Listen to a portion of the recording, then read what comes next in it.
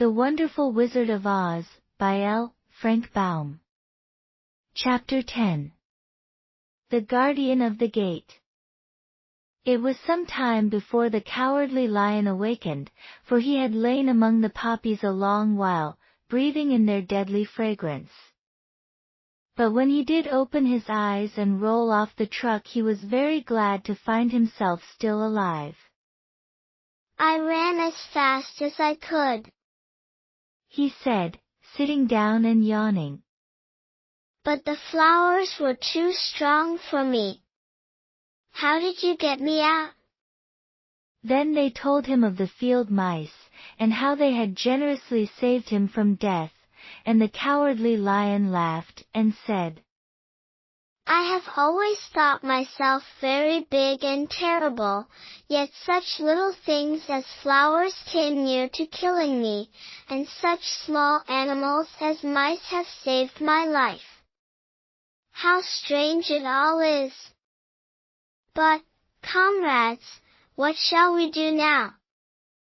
We must journey on until we find the road of yellow brick again, said Dorothy. And then we can keep on to the Emerald City.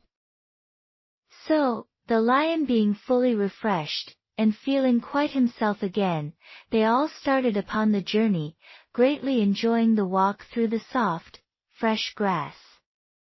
And it was not long before they reached the road of yellow brick and turned again toward the Emerald City where the Great Oz dwelt.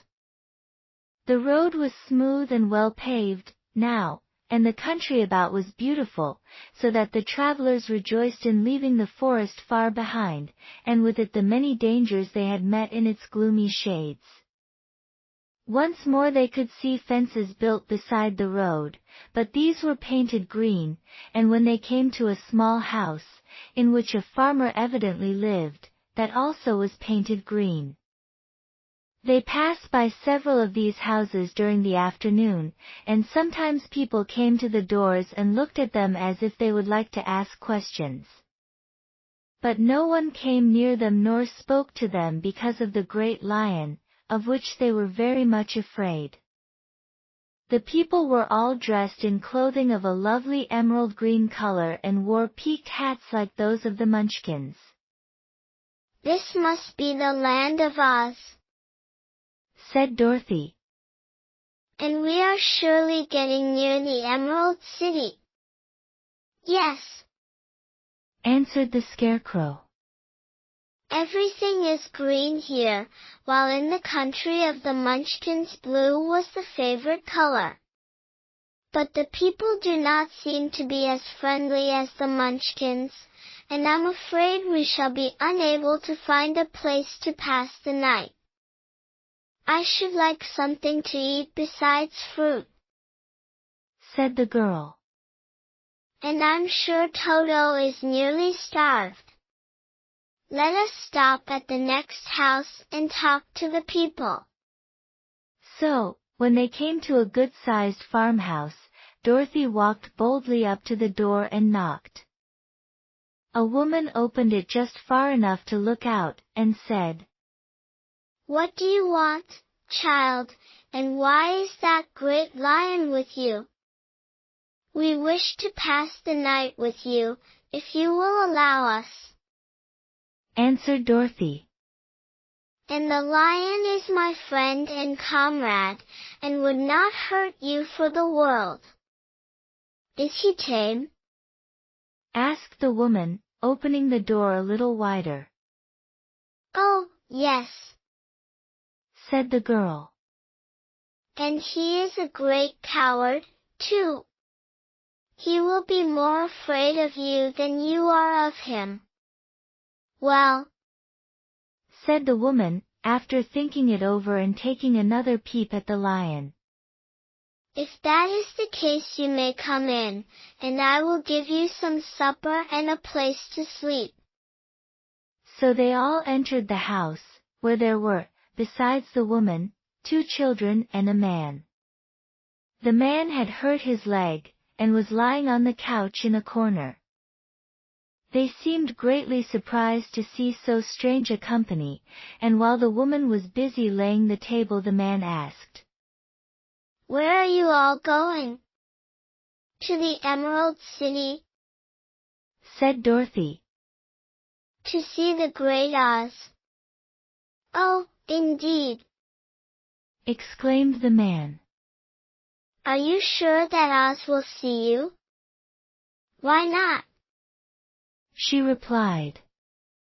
"Why, it is said that he never lets anyone come into his presence. I have been to the Emerald City many times, and it is a beautiful and wonderful place, but I have never been permitted to see the Great Oz, nor do I know of any living person who has seen him." "Does he never go out?" asked the Scarecrow. "Never. He sits day after day in the great throne room of his palace, and even those who wait upon him do not see him face to face." "What is he like?" asked the girl. "That is hard to tell," said the man thoughtfully. "You see, Oz is a great wizard, and can take on any form he wishes. So that some say he looks like a bird, and some say he looks like an elephant, and some say he looks like a cat. To others he appears as a beautiful fairy, or a brownie, or in any other form that pleases him.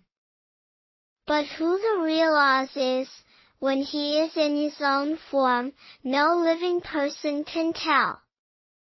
"That is very strange," said Dorothy. "but we must try, in some way, to see him, or we shall have made our journey for nothing. Why do you wish to see the terrible Oz?" asked the man. "I want him to give me some brains," said the Scarecrow eagerly. "Oh, Oz could do that easily enough," declared the man. "He has more brains than he needs. And I want him to give me a heart," said the Tin Woodman. "That will not trouble him," continued the man. "For Oz has a large collection of hearts, of all sizes and shapes. And I want him to give me courage," said the Cowardly Lion. "Oz keeps a great pot of courage in his throne room," said the man. "which he has covered with a golden plate, to keep it from running over. He will be glad to give you some. And I want him to send me back to Kansas," said Dorothy. "Where is Kansas?" asked the man, with surprise. "I don't know," replied Dorothy sorrowfully. "but it is my home, and I'm sure it's somewhere." "Very likely. Well, Oz can do anything. So I suppose he will find Kansas for you. But first you must get to see him, and that will be a hard task. For the Great Wizard does not like to see anyone, and he usually has his own way. But what do you want?" he continued, speaking to Toto. Toto only wagged his tail. For, strange to say, he could not speak. The woman now called to them that supper was ready, so they gathered around the table and Dorothy ate some delicious porridge and a dish of scrambled eggs and a plate of nice white bread, and enjoyed her meal. The lion ate some of the porridge, but did not care for it, saying it was made from oats and oats were food for horses, not for lions. The Scarecrow and the Tin Woodman ate nothing at all. Toto ate a little of everything, and was glad to get a good supper again. The woman now gave Dorothy a bed to sleep in, and Toto lay down beside her, while the lion guarded the door of her room so she might not be disturbed. The Scarecrow and the Tin Woodman stood up in a corner and kept quiet all night, although of course they could not sleep. The next morning, as soon as the sun was up, they started on their way, and soon saw a beautiful green glow in the sky just before them. "That must be the Emerald City," said Dorothy. As they walked on, the green glow became brighter and brighter, and it seemed that at last they were nearing the end of their travels. Yet it was afternoon before they came to the great wall that surrounded the city. It was high and thick and of a bright green color. In front of them, and at the end of the road of yellow brick, was a big gate, all studded with emeralds that glittered so in the sun that even the painted eyes of the Scarecrow were dazzled by their brilliancy. There was a bell beside the gate, and Dorothy pushed the button and heard a silvery tinkle sound within. Then the big gate swung slowly open, and they all passed through and found themselves in a high arched room, the walls of which glistened with countless emeralds.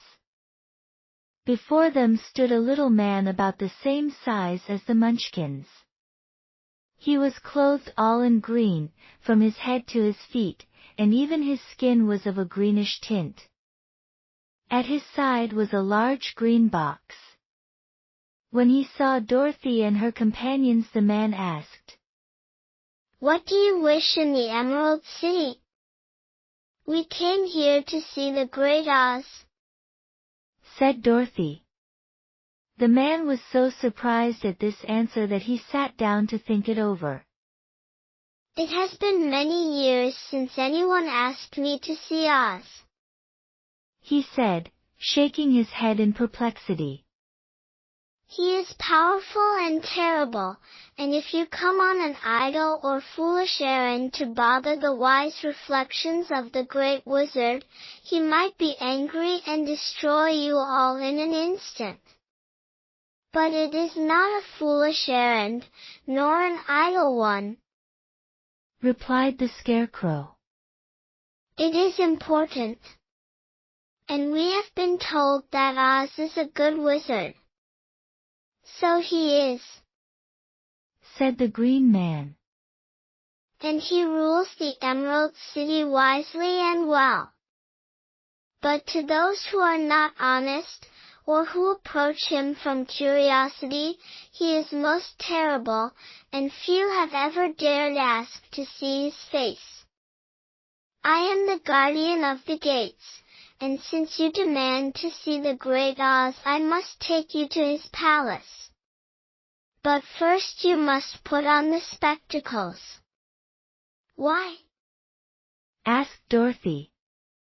"Because if you did not wear spectacles, the brightness and glory of the Emerald City would blind you. Even those who live in the city must wear spectacles night and day. They are all locked on, for Oz so ordered it when the city was first built, and I have the only key that will unlock them."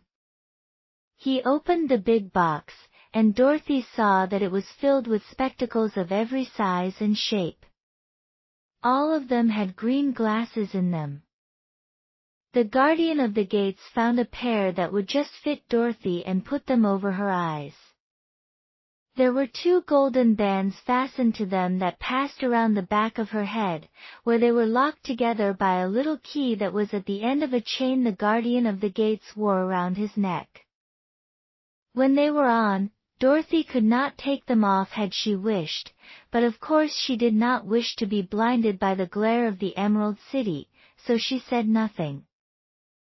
Then the Green Man fitted spectacles for the Scarecrow and the Tin Woodman and the Lion, and even on little Toto, and all were locked fast with the key. Then the guardian of the gates put on his own glasses and told them he was ready to show them to the palace. Taking a big golden key from a peg on the wall, he opened another gate, and they all followed him through the portal into the streets of the Emerald City.